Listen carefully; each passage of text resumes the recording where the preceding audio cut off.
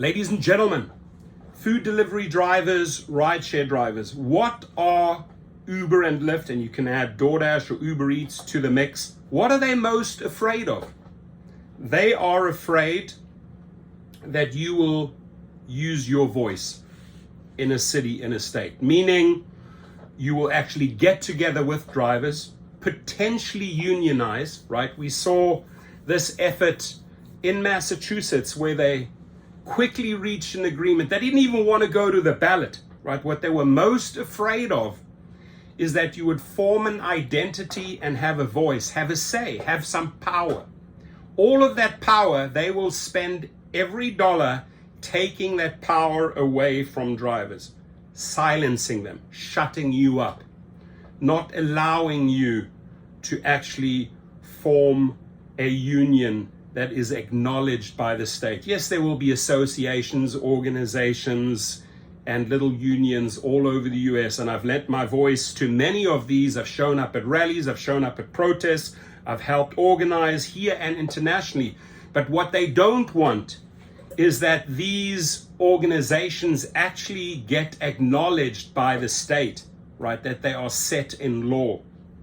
Another big one, a huge factor that they are afraid of, probably the numero uno, the number one, is that drivers, could be rideshare or food delivery drivers, push for employee status, right? We know that they love sticking to independent contractor, or our drivers, our independent contractors love the flexibility. Yeah, you're not wrong, Dara Khosrowshahi and David Risher, that we love the flexibility, but you're not treating drivers as a true independent contractor, because if, ladies and gentlemen, they were treating you as a true independent contractor, and I'm very surprised that a lot of these drivers have not formed and sued over this, then you would have the right to nominate your own fares. You'd never have to worry about retribution or wrongful deactivations.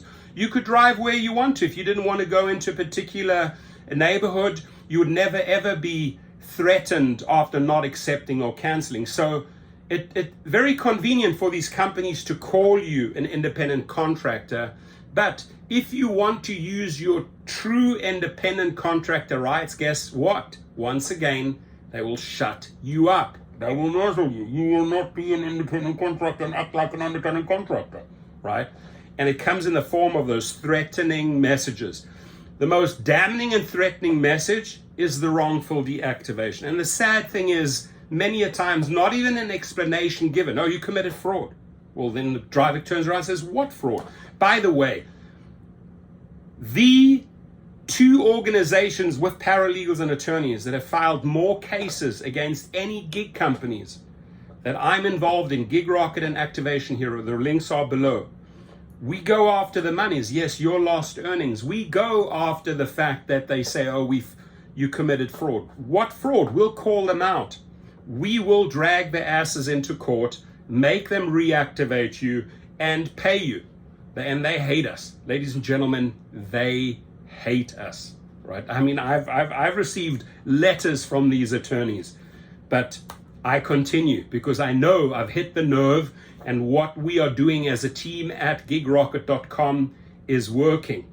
So that they're very afraid that you will actually rally or organize in a state, as they successfully now did in Massachusetts, where procedures are put in place when it comes to wrongful deactivations. Massachusetts now demands you tell us exactly why this individual has been deactivated and show the proof. They don't do that for all the states. They don't do that internationally. So the fact that Massachusetts got that victory is huge. And we need to, again, use our voices so that we can implement and duplicate what Massachusetts did or succeeded in doing as far as wrongful deactivations. So they hate that. So they do not want you to become or push for employee rights. They want to keep you as an independent contractor but not treat you as an independent contractor. They do not want you to unionize and be acknowledged by the state. They do not want to give you any explanation as to the wrongful deactivation. These are three big key components, right, that these companies don't abide by. And if you push back, if you start rallying, or start forming. By the way, I'd say numero cuatro, number 4, what are they afraid of? Is how we interact with the media. And the most successful way of doing this, many years ago, there were many drivers in the channel who would actually comment and say, "You crazy, protests don't work." And we've quickly found out that if you slap them down and slap them down and slap them down and protest again and go to the airports, go to the airports, go to the airports, shit gets done.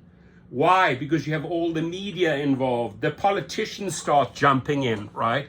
So protesting, having a voice, showing up on the picket line, striking. Oh my God, they hate that. Why? Because you are interfering, you are connecting with their public, their potential passengers and riders, and you are showing them another way. Ladies and gentlemen, another thing they hate is the fact that we cherry pick. And I think with all this new nonsense of standard driver and advanced driver, trying to shut down again, shut down your voice, control you with the algorithms. It just goes to show that the cherry picking or the very, very low acceptance rates, and I'm talking like 2%, maybe up to 15%, right? That is what they're afraid of. Why are they so afraid? Because they are not fulfilling those trips for the riders. Those riders have to wait. Why are those riders waiting? Because we are stepping into our worth. We are saying we will not turn on the ignition or drive and pick up that individual if you do not disclose the address and if you do not pay us adequately, right? This is what it boils down to. So they are so super afraid of this low acceptance rate. They are so afraid that we cherry pick. They are so afraid that we will unionize and get acknowledged. They are so afraid that we are fighting them and bringing matters to the court, trying to convince the state, or with the help of the state, turn us into employees, meaning they become the employer. They miraculously shut that down in Massachusetts. Yes, they had to pay $175 million, but $175 million to Uber and Lyft is nothing, right? What they also fear are these new little companies emerging. And I'm not talking like Fair Co-op that have barked and barked for years and said, oh, we're going to be there, we're going to launch there. No, they're not afraid of those people that bark. They are afraid of the people that actually go and register and pay the fees, the insurance fees, the state fees, like Rides. And that Rides becomes larger and larger, and that Rides, W-R-I-D-Z, starts growing. They are afraid of new names like Hum. You heard Jeff Watts talk a lot about Hum, H-U-M. They are afraid of that New York Co-op that is growing and getting stronger. They are afraid of companies like Empower, although Empower is not following the laws in specific cities, but they're afraid that they're taking away drivers. They are afraid that YouTubers are out there and showing drivers how to step in their self-worth and start their own companies, recruiting private clients. These are all the things that these companies are afraid of. Every time you take a driver who goes and starts his own LLC, and by the way, we show you that in Gig Rocket in the private chauffeur course. Once you start your own company and you're actually recruiting Uber and Lyft passengers into your own company, you are taking 100% for yourself. You're taking away that company's ability to steal money from you. 70% them, 30% you. You're saying, no, I will not do that anymore. This individual is going to come and work for me. And why can you do that? Because you are an independent contractor. You can make independent decisions. You got to fulfill that trip with that individual, right? Because you agree to that booking. So you can't say, oh, I agreed to that booking. I'm going to cancel now. I'm going to take private cash. No, how you do it the smart way is that you fulfill that trip, but you use that opportunity from A to B to befriend, to make friends with that individual, give them the business card and say, next time, if you cannot get an Uber or Lyft or you're waiting, call me. I'm an independent contractor. I have my own LLC. I have my own company. I'm my own private driver. I have my own sedan or my own Suburban, my own SUV. Call me. So if I can give you some input here, right? Don't cancel on an individual if you have agreed from A to B. use that opportunity from A to B to turn that individual into a private driver. They are afraid of this movement. More and more riders, passengers, actually joining legitimate LLCs, legitimate chauffeurs, legitimate fleets that we are forming. So I've mentioned probably 6, 7, 8, 9, 10 different reasons why these companies are afraid and why they are trying to muzzle you. They do not want you to talk to their passengers or riders. They do not want you to talk to other drivers and start unions. They do not want you to talk to politicians in the state and start talking about employee rights. They want to shut us up. So form your protests at airports. Airports are the number one draw card for the media. It doesn't matter, my friends, if you get 10, 20, 30 or 50 drivers. Once you have 30 or 50 drivers and you are making a statement at the parking lots at an airport, the police come, you've invited the media, and it all blows up. It's all in the headlines the next day. They are afraid of the little companies that are actually paying their dues, right? They're like Rides paid their dues in Massachusetts.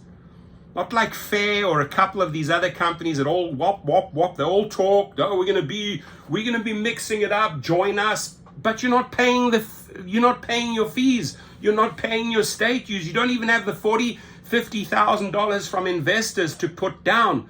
Uber and Lyft ain't afraid of you because you are not registered with the state. They think you're a joke, right?